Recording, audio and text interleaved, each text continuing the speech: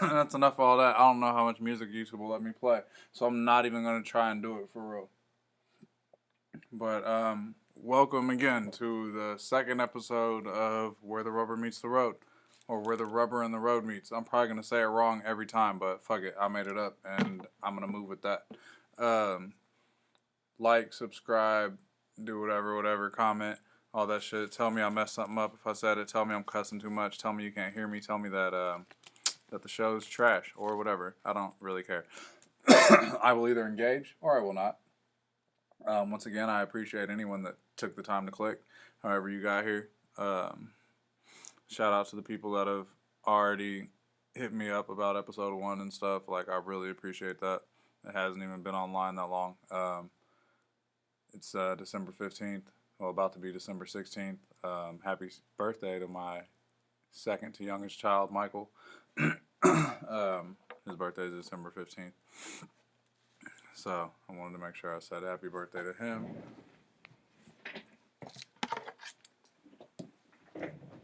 Snuck straight off that third wall right there one time.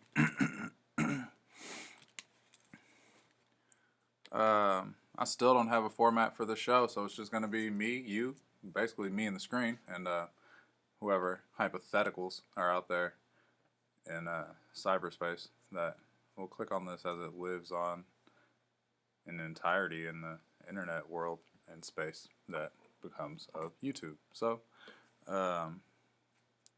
thanks for showing up. Where do we start?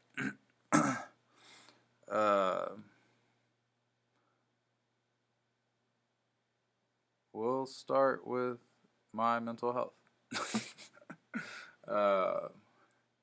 Like, I guess on top of like my normal mental health, will not preface all that with like my like whole story, but I will say, today, Tuesday, December 15th, I got confirmation that my fiancé is positive for COVID-19. Briefly on episode 1, I talked about how I felt about those things. So, some of the things we've done throughout the process is she's an essential worker that works with healthcare people. So she could be first in line to get vaccinated if she chooses to do so. But basically, she's been at work every day since everything has happened. Even when the world shut down, she stayed at work. So life changed at that moment. We have a 5-year-old, a son that is now 2. Since like August, he's been 2. So before that, he was by definition high risk from not being the age of 2 yet. And we had to maneuver life with that. So usually when mom comes home, it's, oh, hey, mom's home, let me go see her. But now my 5-year-old runs up and he's like, oh, are you dirty? And so, well, now he doesn't even run up anymore. But at first he used to run up and be like, oh, mom, are you dirty? Like, oh, okay, I can't hug you. So, like, mitigating all those things have been crazy. Every time I drive out of the house with him, the 5-year-old, he's like, can we go to the park yet? And I'm like, no. And he's like, oh, people are still sick. I'm like, yep. So he knows that the park is closed, although that is his favorite place to go. If he sees one, he's like, hey, let's go to the park. So he still asks if he can go to the park, but then the wheels turn in his head and he's like, oh, people are sick still. Which is like, I don't know, kids are really resilient. It's like, I can only imagine. But I've tried to keep them really occupied and shielded from everything. So we've always played a lot of video games. So me and him rebeat like Super Mario, the game from the Wii U that was basically like Mario 3, where it has multiple players, but then it's a side-scrolling Mario game. What is 4 players? Super Mario U, I think is what it was called. But it's an amazing game. Sorry, I keep clearing my throat. Hold on, let me take a drink.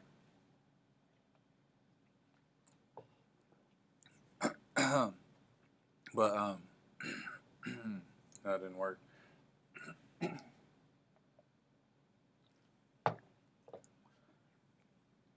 But Super Mario U, it was a really fun game for me and all four of my kids to play. Um, what was I saying though? As far as being in the house, my mental health, finding out that everyone's got, or that my fiance now has COVID. So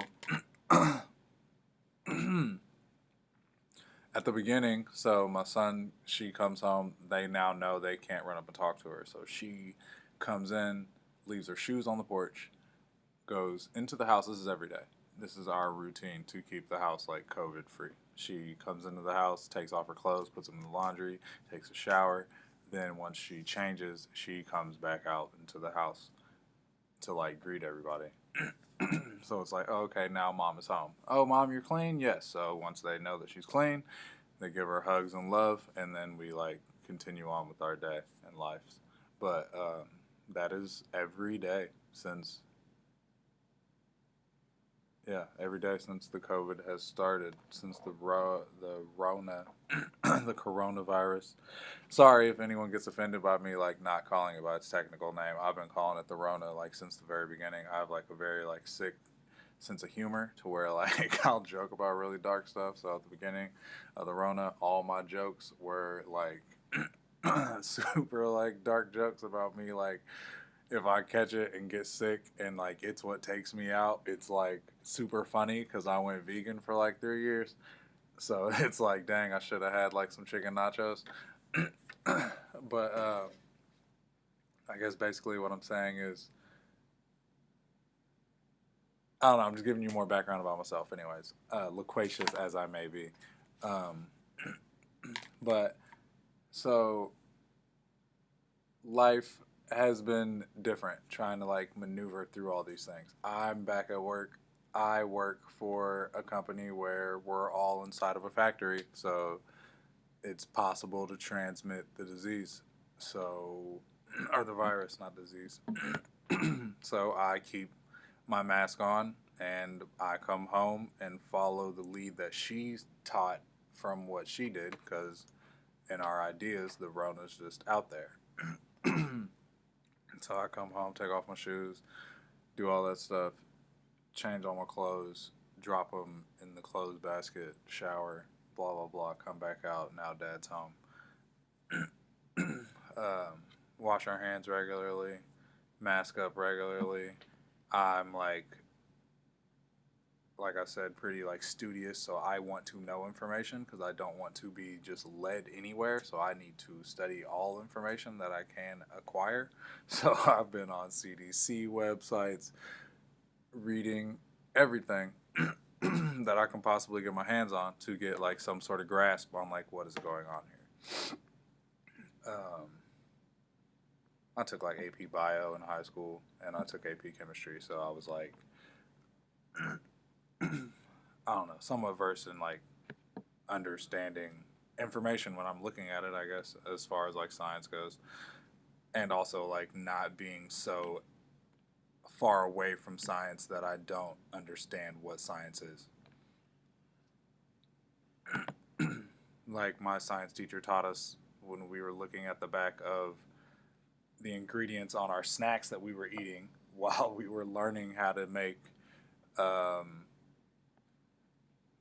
like Barris oxide or anything like on our worksheets. She was like, anything that ends with an 8 or an I, you know, it went through some chemical process. Like you put it through a chemical process, because if we had to make carbon hydroxide, like or monosodium glutamate, like she showed us how to make that on paper, like with the buckyballs and like all that stuff. Might be over your head, but anyways, Google's your best friend.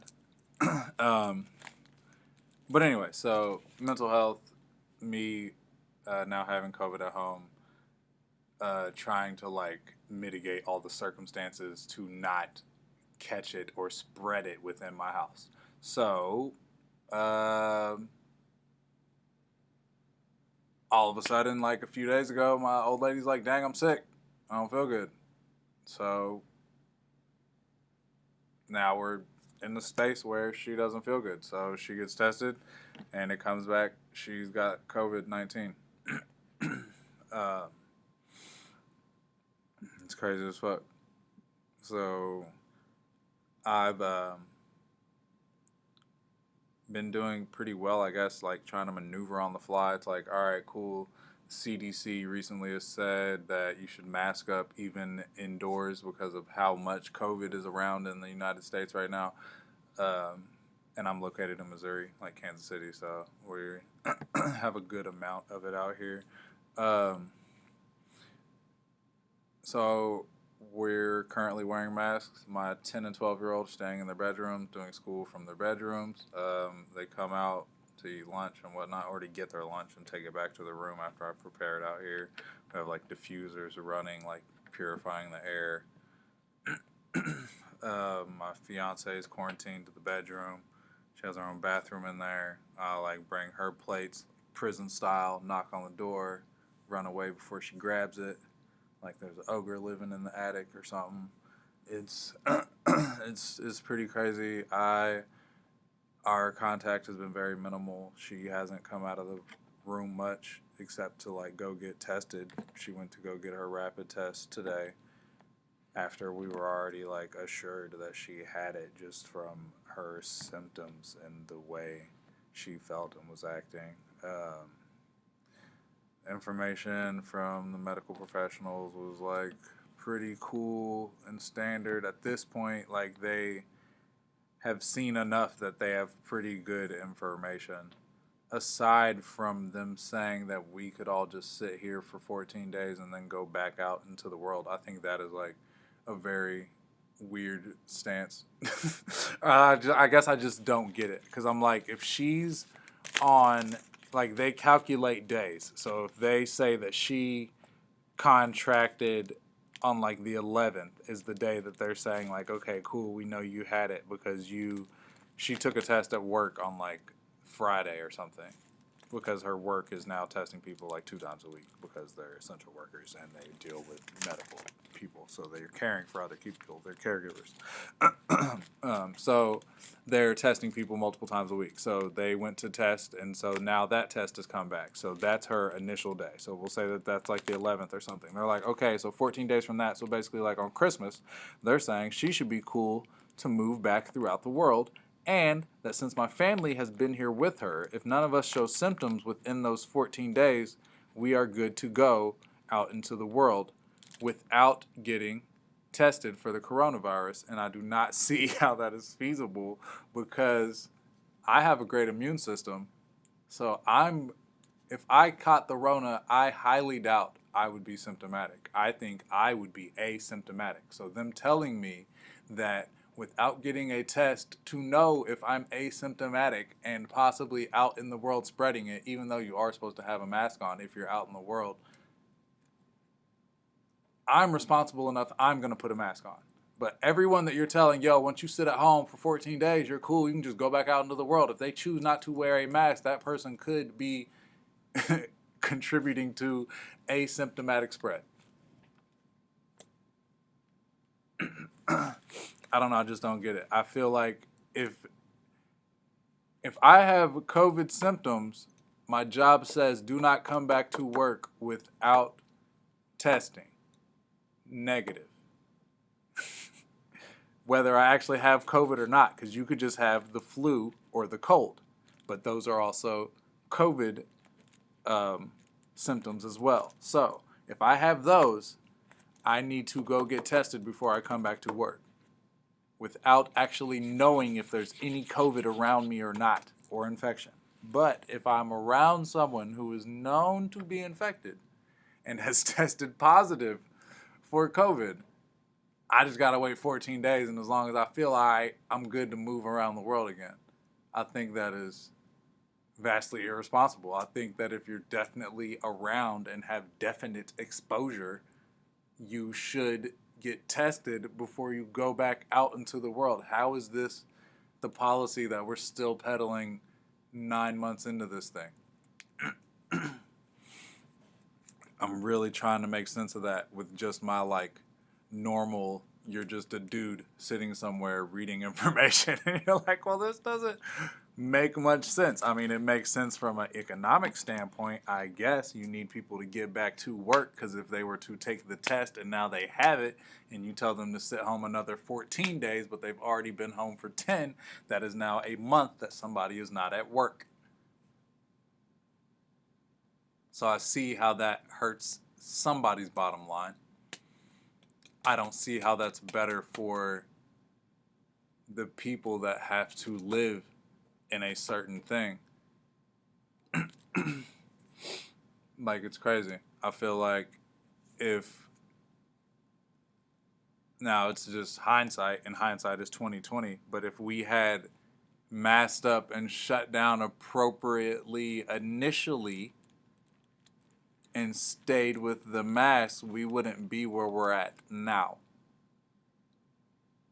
Because if it doesn't spread, it doesn't spread. But the way something exponential works is that once one has it, then two have it, then four, then 8, then it's just exponential after that. No, the 4 becomes 16. It's not 8, because it's not doubling. Right. And then the 16 becomes whatever that is. And the 16 is 64. And then it automatically jumps. It's like exponential. Like what we're literally seeing now. So, I don't know. It's really wild. I digress. I'm going to look back over this, and then someone's probably going to flame me in the comments, and then we can like further the discussion on this, because I don't know. I probably just spent like 30 minutes. Oh, it's only 17 minutes. Okay, cool. Talking about that, but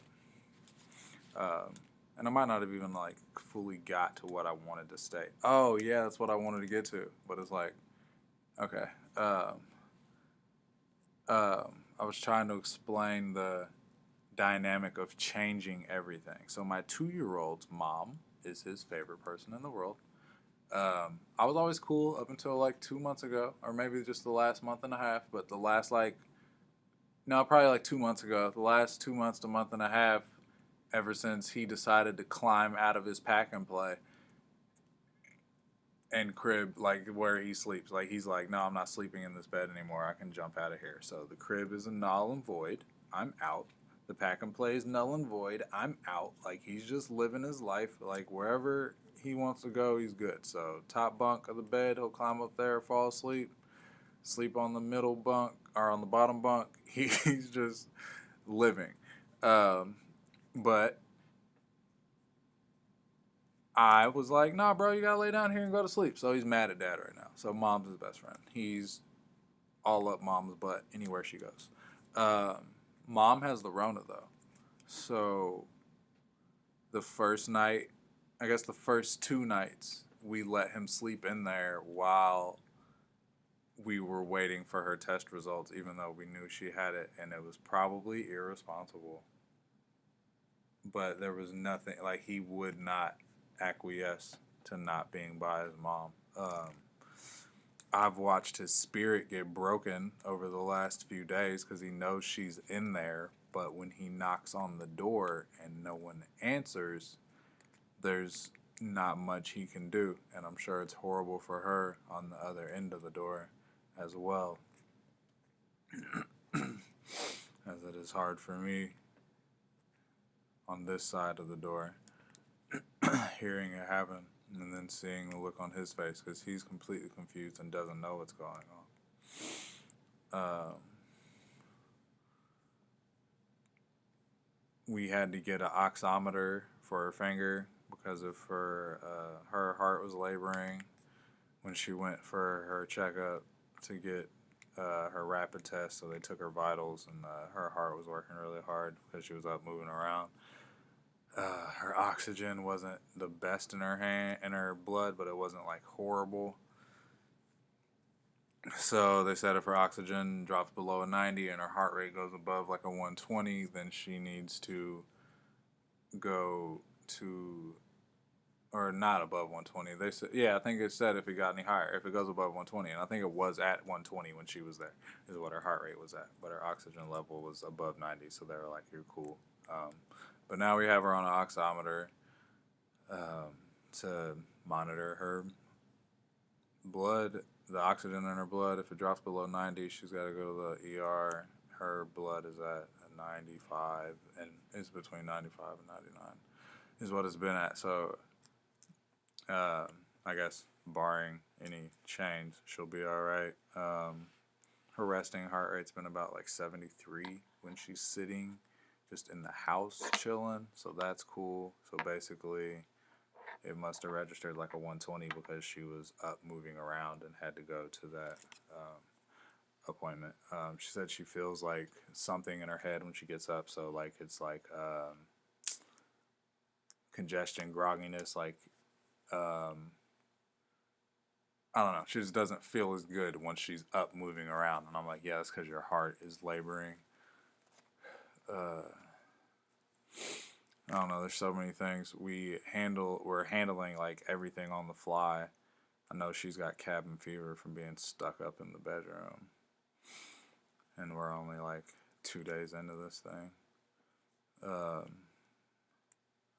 I'm trying to like be enough for all the kids because I'm just not mom. Like I do all the stuff I do.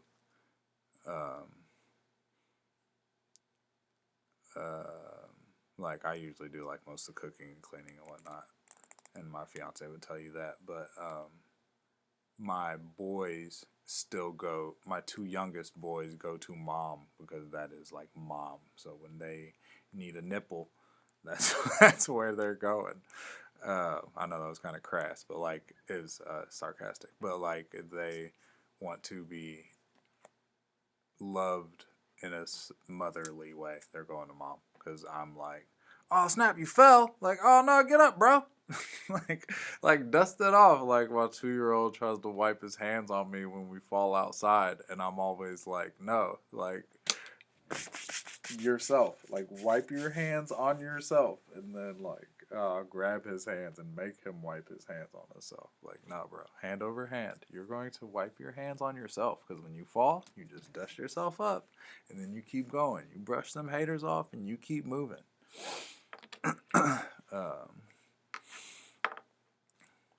But yeah, maneuvering through that space has been a wild thing. Just thinking about the possibility of everything, or not thinking about the possibility of possibly losing your partner for the long term, like the 14 days is like crazy enough. I don't know what I'm going to do. Like, I'm willing to risk it all. Like, I'm about to get on Amazon and order a hazmat suit. Like, maybe I'm going too ham. I don't know what's like normal level of caution and like what's too hard. I mean, if I do anything that I could look back at myself and say was lackadaisical or not what up to the level of what care that I should have been providing in the moment, or like protection I should have been providing for myself or my children in the moments, I will always count to those and look at them and be very critical of myself if I'm not doing the mitigating things that I should be doing. Like, I'm down in my basement right now and it's already been disinfected, and she hasn't been down here in days, but I've Lysoled everything. So I'm like, I don't have my mask on down here, but as soon as I go back upstairs, everyone is masked up except for the 2 and 5-year-old. But I mean, they're only in like the common areas, and then their mom's up in the bedroom. And then even the older 2 are upstairs just because we don't know if anyone contracted the virus between Friday and like her actually having symptoms on whatever day that was, Sunday, Saturday.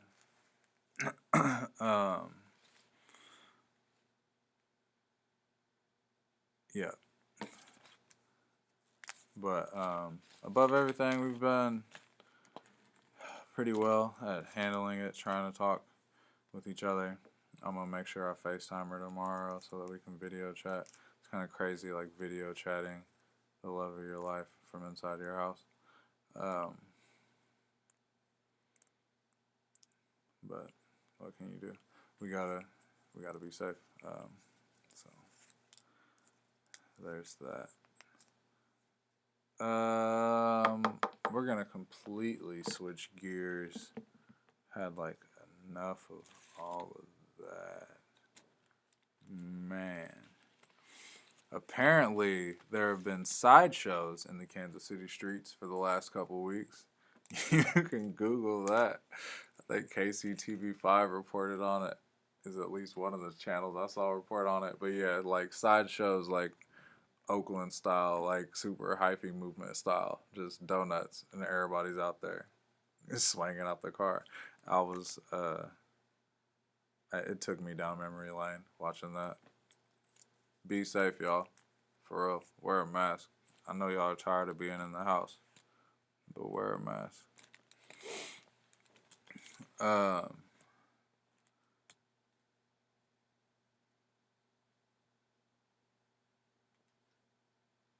and I'm trying to find a plug on a PS5 though. You know what I mean? One time. I'll at your boy about a PS5 though. Uh, and anyone that wants to run it in like Soul Silver, Heart Gold, Platinum, Shield, get at me. Nintendo Switch, 2DS, you can get this work. I'm just going to check that off the list. Yeah, I wrote that straight on my list, and that is the second topic I talked about. That's how important it is that you know that you can get it. Right after I was done with my COVID spiel, you can get the work in all sorts of Pokemon games. And then, yeah. uh, and I will be conducting interviews like via this platform. So if you want to do an interview or you know somebody that like should be interviewed, and it doesn't have to like just be an artist, they can be like a poet, a writer, like an activist, a community worker. I want to like talk to people. Anybody that's just got like a super great story, I uh, I will like definitely tap in and like see what you have to like talk about. Uh, I've had a couple people reach out to me already. I'm definitely gonna get like D-Lo the doctor, and then my homie Crimson Hayes. I'm gonna get him on the show too. D-Lo's a producer from Kansas City. Does like all types of dope shit, like super dope beats. We got a project together called Black Perennials. He dropped like 3 projects in a month over the summer. Uh, and then Crimson Hayes is my homie from California. I met him in Team Backpack. I met him in the Woola World Underground tournament, and then he also went to the New York tournament the year after that, like 2017 and 2018, Team Backpack alum. So Crimson's got bars. It's the type of shit we do. So I featured him on like 3 songs, I think. Actually gonna release one of those pretty soon with me, him, and Lova J. Shout out to Lova J too.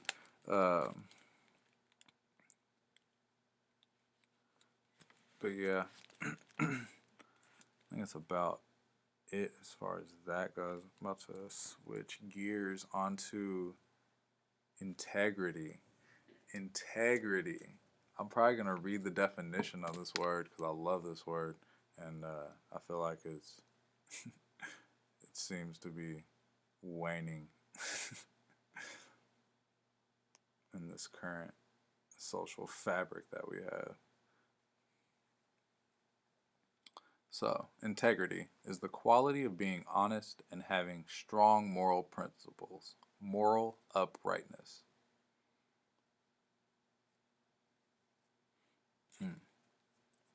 So, the quality of being honest and having strong moral principles, moral uprightness. I also told my kids that integrity is doing the right thing when nobody's looking. Being honest and having strong moral principles. So when you're honest, you're not lying, and having strong moral principles will keep you on the right side of things. Um, I guess that also leads us to another thing of like what is morality, because that line has been blurred these days. Because to be honest, at a certain point in time, whether it was legal or moral, I guess it was legal for people to own people. So certain legislation changed that. But I guess the question is, are you do you do things that are right because you know they are right, or do you do things that are right because you were told that it was right?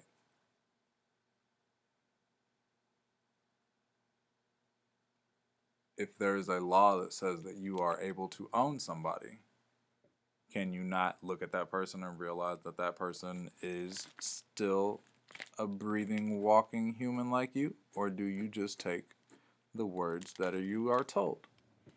If you can't understand that, if rape was legal and they said you can literally take anyone and do whatever you want to them, despite however that person reacts to you taking them, does it have to be a law for you to know that that is not right?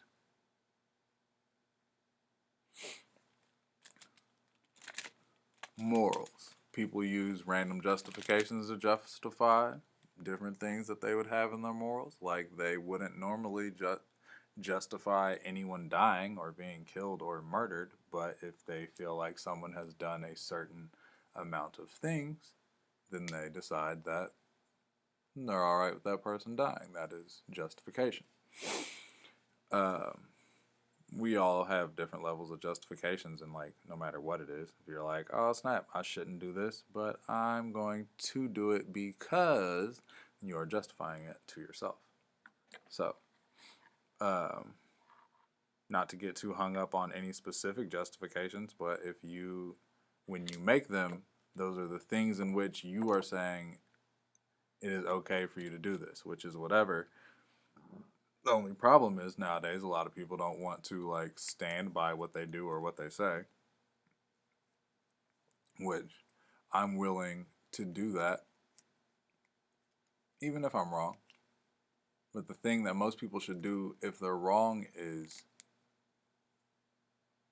have enough space to learn or enough compassion to like understand the other points from the people that are being said to you, because you're not the only person living. Your experience isn't the only experience. If that were the case, I mean, there would really be no reason for the human experience or for us to even like speak to other people's. But like life is way more enriched by being around everyone else in the planet, i.e., most of the things you know or experience did not come from you because you did not originate music, but you love music. You didn't originate football, but you love football. Even if you completely loved football, you could not play it by yourself. Hell, you couldn't even enjoy it by yourself. Like, it wouldn't be football. Like, it wouldn't be anything. Everything is contingent on the other people around us. It's like cause and effect. It's like inertia and yeah. There's so many things, but ebb and flow, like yin and yang. Like we need human experience. Without love and interaction, things literally die. Like if a baby is born and it just sits and you don't do anything with it, that baby dies. It needs human interaction. Like we are social creatures. Um, Society's not supposed to be a bad thing.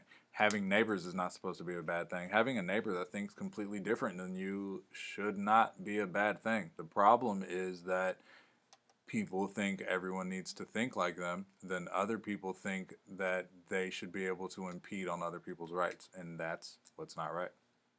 Period. So, um, now I feel like it's crazy. I feel like I have to interject and say that with impeding on people's rights, I don't necessarily think that doing what's best for the greater good in the midst of a pandemic is impedance or an impediment on your rights. The right to like life, liberty, justice, and freedom is all here, but we don't get none of that with everybody dying. We don't. What do we have? Like, it's like we're arguing for this freedom, and then I've got I'm watching people out here enjoying their freedom, but that freedom is coming with a hefty price tag. Like 300,000 people have died because of our freedom to move around. 16 million cases. We are doing worse than everywhere in the world, but we are not a majority of the world's population. It is literally our fruits.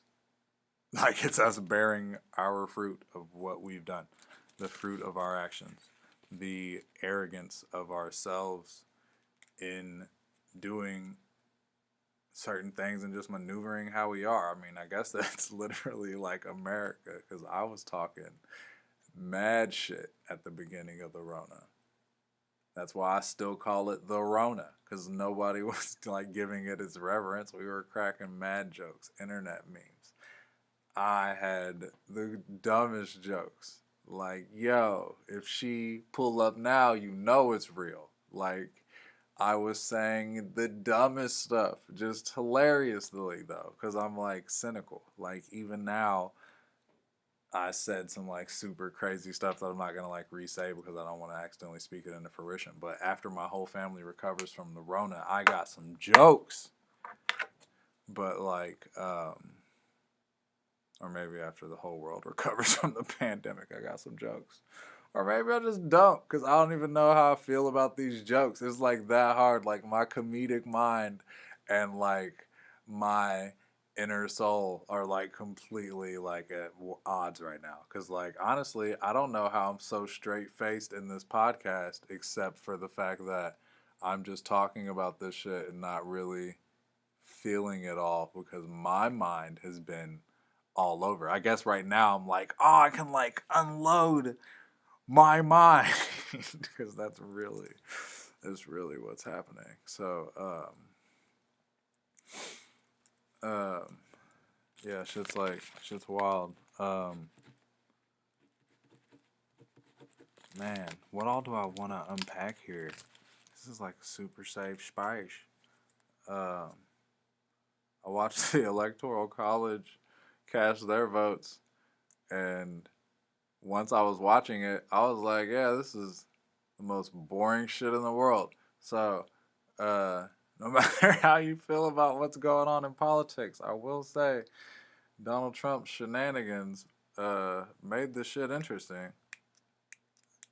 Man, if you ever felt like you needed to be on a hot seat about what's going on in politics, golly. I'm like, I know. I know there are some social studies teachers giving some great classes right now. And kids in law school are like, oh man. Man. But shout out to democracy, though. I will say that. Because I know a lot of people that are skeptical about however they feel about whatever's going on. But at the end of the day, they grew up in this country and they love this country to death, and they're not about to watch it get pissed on for some fuck shit. So I will say that logically, I feel like if all this rampant fraud was there, that they would have proven it in one of these 50 some court cases, and the fact that they haven't means that it is not there. But if a documentary comes out in a few years that is completely clear and concise and makes sense, and they prove it all, and then there's all the evidence to prove whatever, I mean, I guess it would make sense.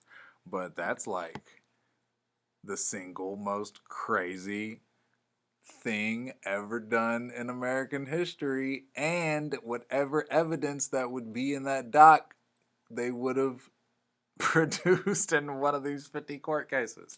So even me saying that is like throwing out a dumbass drawbridge for what?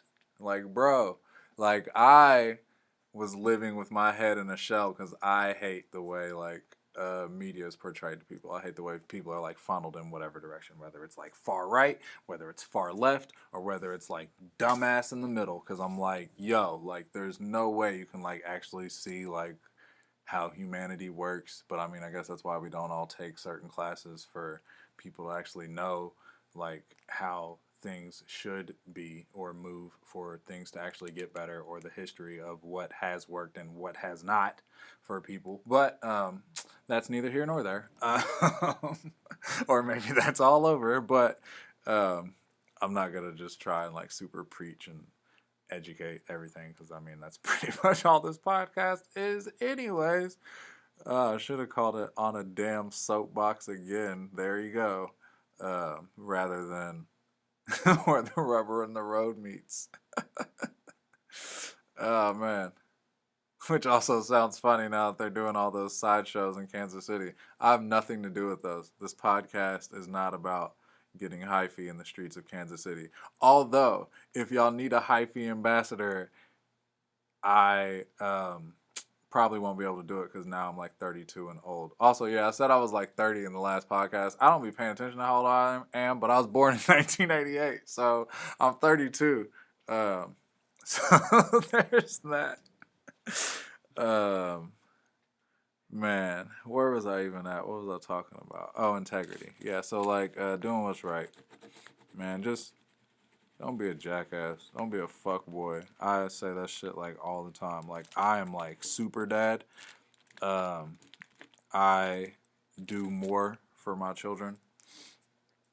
I probably go a little bit too hard on them sometimes when they choose to fail and whatnot. But at the same time, raising children in this world, I don't want them to not know what this world is. So we watch a lot of stuff, and I don't sugarcoat anything. I'll show them both sides of everything.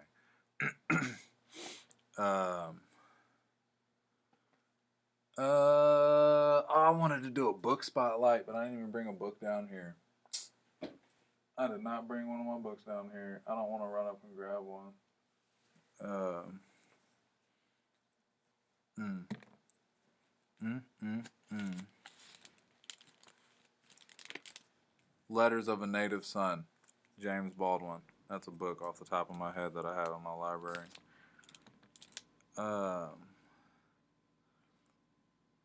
You know, a lot of people talk about like voting doesn't matter and that there's like no substantial change. I feel like that like this year we saw that voting kind of does matter, and that if people didn't vote, certain things would have not be, and people wouldn't be in office. So,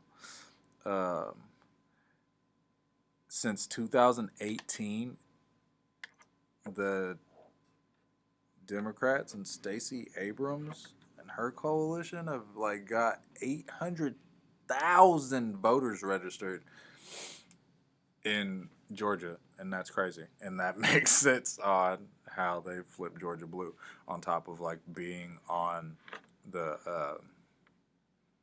being on the ground and like talking to people and like seeing what people really need and what people are about.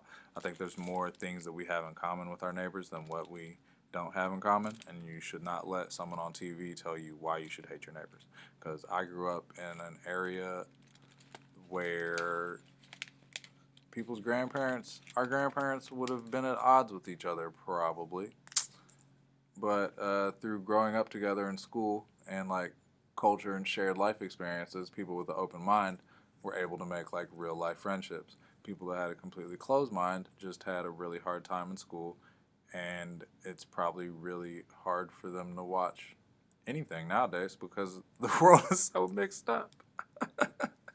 So I guess they try and like hide out in their very non-diverse pockets, or sit in spaces where things only echo what they throw against the walls, which sounds like a very boring space. Like me and my friends would sit up and just debate Everything. Like, if everyone agreed, someone would play devil's advocate. Like, no, it's not going like that. Like, I need at least the deep conversation so that I know what is wrong with my part of my thesis, because I'm building my thesis in every conversation I have, assimilating like all knowledge in which I can find.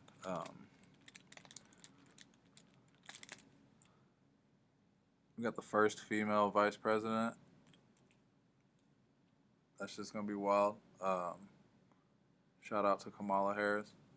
I got a daughter, so I'm like really happy for that. Black girl magic.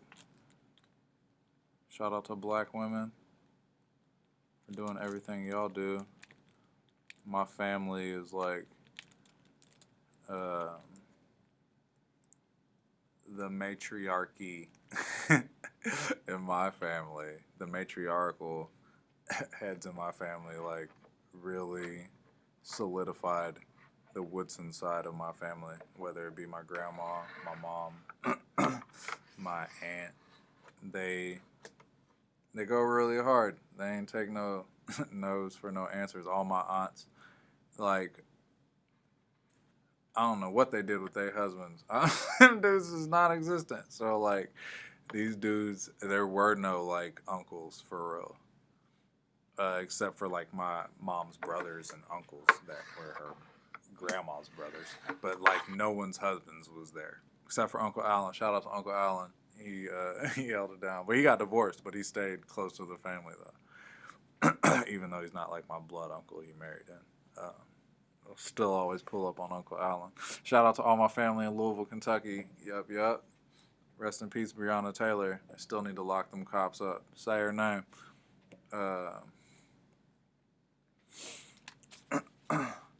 And y'all need to mobilize and vote. Boy, I swear I'm about to come out there and help with some voter campaigns once this Rona over, because I do not want to see Mitch McConnell in Kentucky no more. But I guess there's just not enough people to flip the state of Kentucky with the demographics of Kentucky. So, but man, where was I at? But yeah, I'm really happy that there's a female vice president. There always has to be a first for everything. It's crazy that that first is just not happening. So, but we're moving at like lightning speed now, so I'm cool with that. People get to see better optics.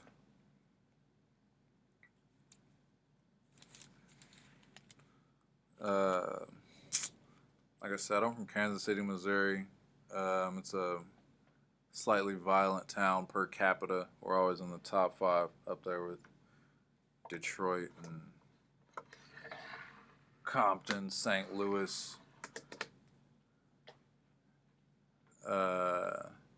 Dang, who else is always on the top per capita? I'm missing somebody.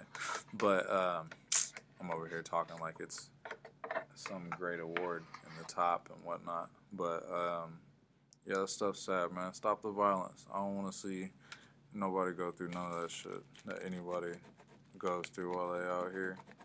I know it's hungry. I know everybody hungry right now on the streets. It's like eating themselves. And if you look like food, you're going to get snacked on. But I hate to see that shit. I can't tell nobody what to do because I don't put food in nobody's mouth. But if words meant anything, I really don't want to see anybody fall.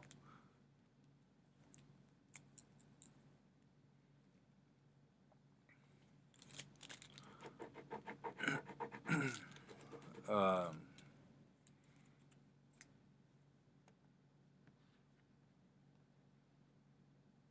I was supposed to do a music spotlight. I wasn't as diligent as that. So I'll do like a quick podcast spotlight though. I fucks with the Joe Budden podcast like heavy. I like the Lupe and Roy show. I like hotboxing with Mike Tyson. Joe Rogan Experience, of course.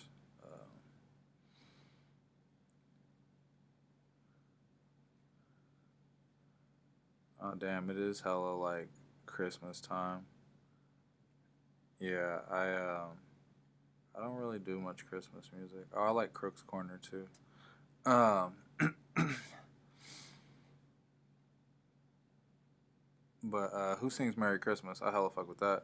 Merry Christmas, Merry Christmas, Happy Holidays.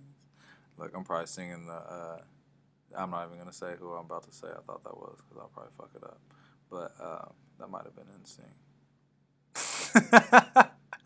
My sister had me going ham on. No, that wasn't NSYNC. That was dang. That was man. Y'all are gonna flame me for that. But I was thinking of this NSYNC Merry Christmas song that just fucked me up. Damn. I can't wait for the comments. They're gonna be like, nigga, that was not in sync, bruh. Alright. Alright. I got an album coming out called Winter Solstice 2. It'll be dropping December 21st. This podcast will be out before then. It's all produced by Enlightened Jelly. That's like the homie. No producer has fucked with me more than any other producer in my career. This dude sends me beats all the time. Like, I could not thank him enough. Yo, Jelly, you ain't sent me a beat in like 4 days. And that is completely fine. I want another one. But but I swear I'm going to release these like 10 unreleased projects we have because you keep sending me beats and I just keep writing to them quicker than I can release them.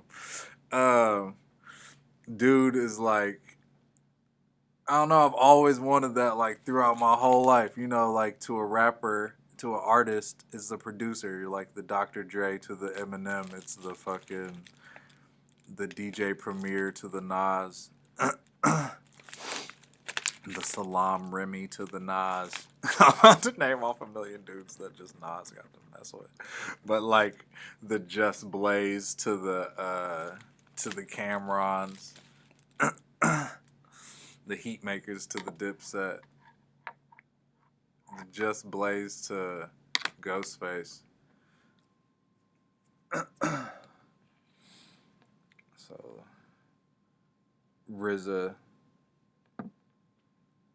to Wu-Tang. You know what I'm saying? Like, you get a producer, Dr. Dre to Snoop.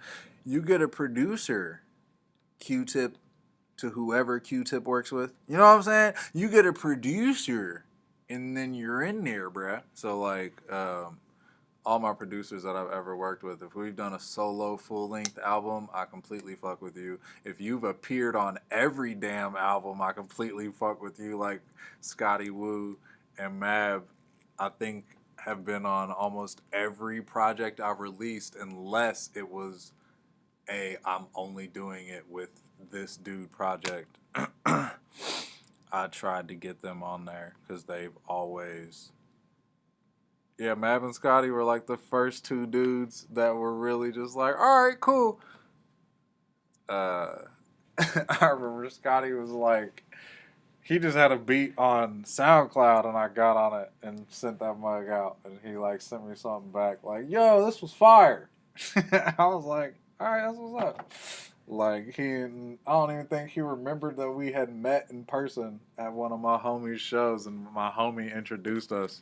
Because I was just trying to do, like, everything completely organic. I didn't want to be on, like, no coattails and shit. So I just got on and saw I had followed him from the day we met, but then I saw a random beat he posted for a contest, so I got in that shit.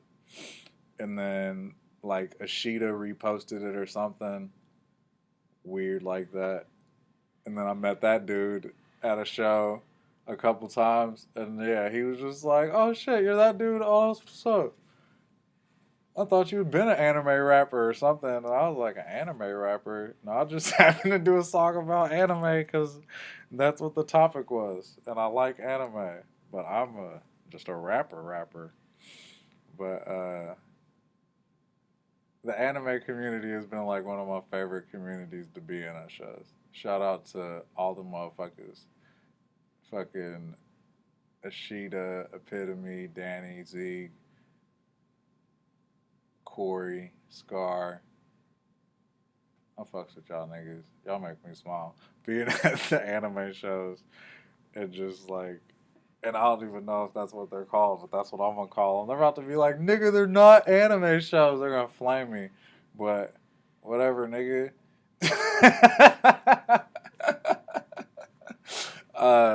The mugs was lit. Those are the homies for real.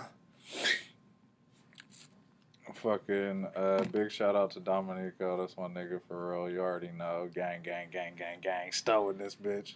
Shameless plug and shit. I ain't even want to fucking talk about the Stow. Shout out to Industry Sounds. That's where I make all my fucking music.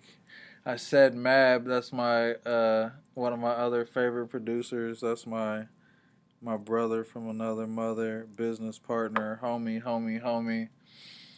Shout out to Bars Up, nonprofit organization and shit. I'll talk about that more later. But yeah, man. Fucking music.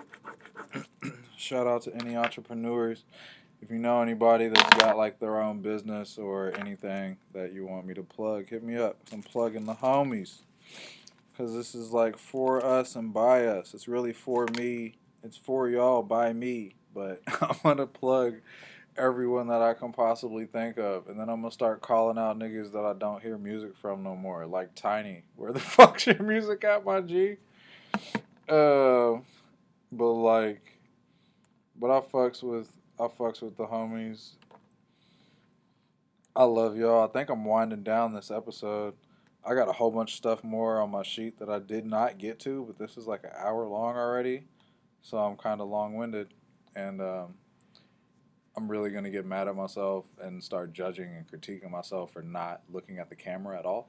But it's really hard for me to just look at the camera when there's nothing there. I'd rather just be interacting. So you guys are going to see me moving, and I don't know if I'm looking at the camera at all. Like right now I'm looking at myself, and I feel like that's really weird. It kind of fucks with my vanity, and that's not what I want to be doing. So, hey, shout out to Dre Nitty. I just turned on my Instagram. I see my nigga rapping. I should turn these bars on.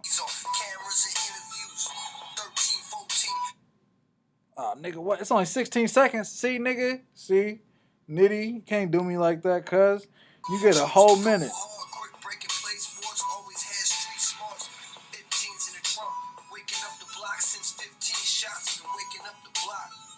Lyrical poison, the boy spit like an M16, shoot out 16 balls.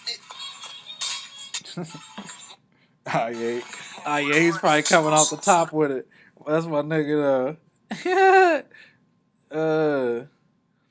yo, Dre Nitty, that's my dude. Me, Dre Nitty, and 1000 Watts supposed to have a whole project coming. 1000 Watts, nigga. More of the Team Backpack fam. 1000 Watts, bro. Hey, finish that verse, those verses, dog. Let's put this project out. Please. Hey, actually, as I was talking about Scotty Woo, y'all get on his head. Me and Scotty Woo made a project like the first week of quarantine. Finished the whole project in 2 days. It just needs to be mixed, and it's not mixed or out, and that's Scotty's fault. And I never came out and said anything about it because I've been in hiding. But now I'm putting Scotty on blast. So Scotty Woo, hey, for real though.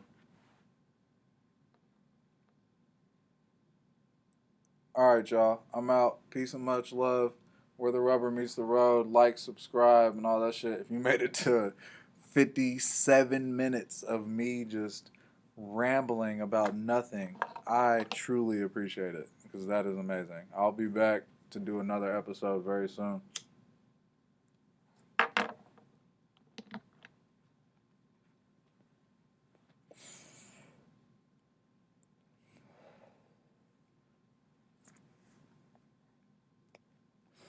Like, subscribe, comment, share.